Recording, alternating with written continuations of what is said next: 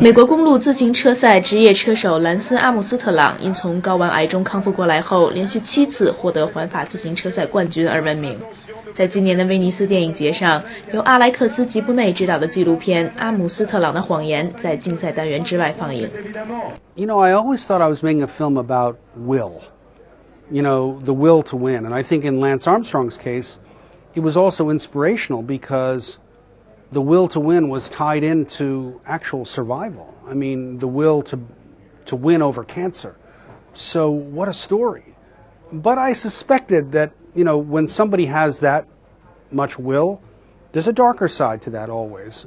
I just thought the darker side would be a smaller part than the more inspirational side. As it turned out, it kind of flipped.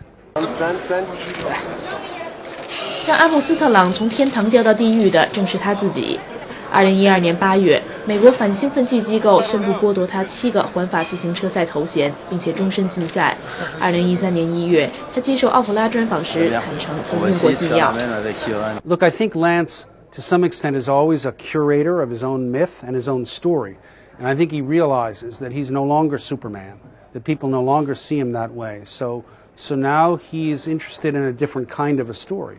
And I think he wanted to spin it. But I think he was more honest. And you can see in some of his answers a kind of honesty. That doesn't always lead Lance to be the people I think they want him to be.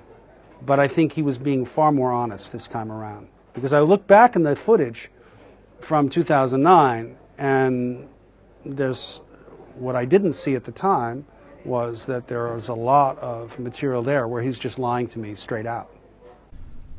I didn't live a lot of lies, but I lived one big one. You know, it's different, I guess. Maybe it's not.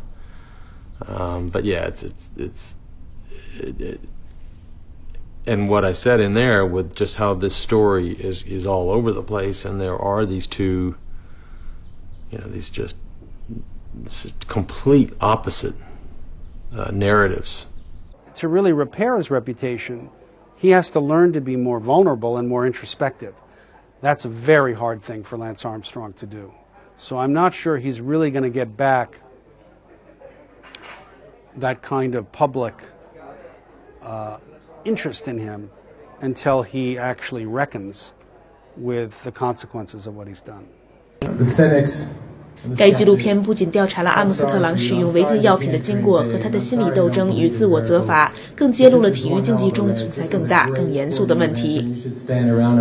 Lance Armstrong was not the only guy who was doping, and I think there's a temptation to say it's Lance Armstrong, but we're all clean. But one of the things we know from this story, and it's not just Lance, but Tyler Hamilton and Floyd Landis, is they all told lies.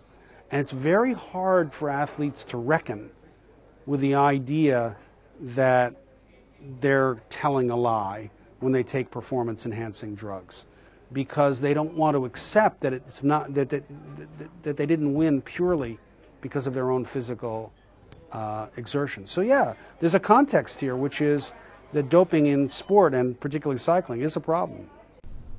The only person that can actually start to let people understand what the true narrative is me. And you should know that better than anybody. Let's get to the real nature and the real detail of the story, because we haven't heard it yet. Is the truth.